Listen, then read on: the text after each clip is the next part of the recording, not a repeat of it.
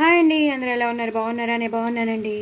First అయితే బాండి పెట్టేసుకున్నాను, నూనె వేసేసుకున్నాను, కొన్ని లవంగాలు, జీలకర్ర వేసేసుకున్నాను, పచ్చిమిరపకాయలు వేసుకున్నాను, ఉల్లిపాయలు బాగా వేగిపోగానే టమాటోలు వేసేసుకున్నాను.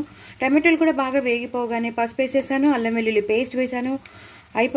అది కూడా బాగా వేగిపోగానే ఇక్కడ గరం మసాలా, ఇక్కడ ఉప్పు, ఇక్కడ పసుపు, కారం, ఇది గరం మసాలా, ఇంకా చోలే మసాలా, ఈ 3 మసాలాలు కలిపేసేసి మనం ఇలా అనేసుకోవాలండి. ఎందుకంటే అస్సలు టైం లేదు, టైం అయిపోతుంది. సో అయినా సరే మళ్ళీ మీకు చూపించాలని నేను చూపిస్తున్నాను. యాక్చువల్లీ ఆనియన్ టమాటో రైస్ కలిపేద్దామని నేను అన్నీ రెడీ చేసి పెట్టేసుకున్నాను, కానీ మళ్ళీ మీకు ఒకసారి చూపిద్దామని. సో కొంచెం చోలే మసాలా వేసుకున్నాను, కొంచెం గరం మసాలా, ఉప్పు, కారం, పసుపు, అల్లం వెల్లుల్లి పేస్ట్, అంతే, ఇంకేం వేయలేదండి. ఇప్పుడు మనం రైస్ ఉంటుంది కదా, వండి పెట్టుకున్న రైస్ని మనం ఇందులోకి ఇలా దింపేసుకోవాలి. మీ దగ్గర ఎంత రైస్ ఉంటుందో అంత రైస్ ఇలాగా వేసేసుకోవాలి.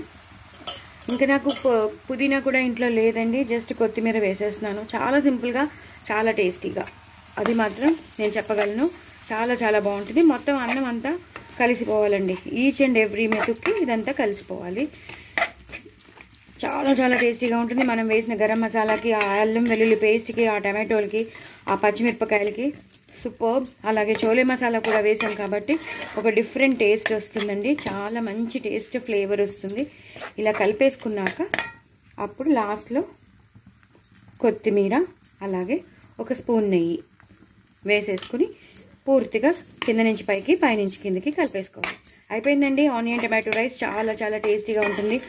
పొద్దున్నే పిల్లలకి బాక్స్లో కట్టించేయచ్చు, అలాగే తిని వెళ్తారంటే తిని పంపించేయచ్చు. కానీ టేస్ట్ మాత్రం అదుర్స్లో ఉంటుంది. ఎంతో సింపుల్గా చేస్తాను, చూసారు కదా. మన దగ్గర ఉన్న గరం మసాలా, అల్లం వెల్లుల్లి పేస్ట్, చోలే మసాలా వేసేసి చక్కగా 2 లవంగాలు వేసేసి చేసేసుకోవచ్చు. చూడండి ఎంత బాగుందో, ఎంత టేస్టీగా అయిపోయిందో. మరి మీరు కూడా చేసుకోవాలనుందా? ఇది టిఫిన్ బాక్స్కి అయితే బెస్ట్ ఆప్షన్ అండి. తప్పకుండా చేసుకోండి, ఎంజాయ్ చేయండి. నా ఛానల్ మాత్రం సబ్స్క్రైబ్ చేసుకోవడం అసలు మర్చిపోద్దు. తప్పకుండా లాస్ట్లో కొత్తిమీర ఎక్కువ వేసుకోండి, నెయ్యి వేసుకోండి. అప్పుడే ఈ రైస్ ఐటమ్స్కి టేస్ట్ ఎక్కువ ఎన్హాన్స్ అవుతుంది. నా ఛానల్ మాత్రం సబ్స్క్రైబ్ చేసుకోవడం అసలు మర్చిపోద్దు. బాయ్ అండి.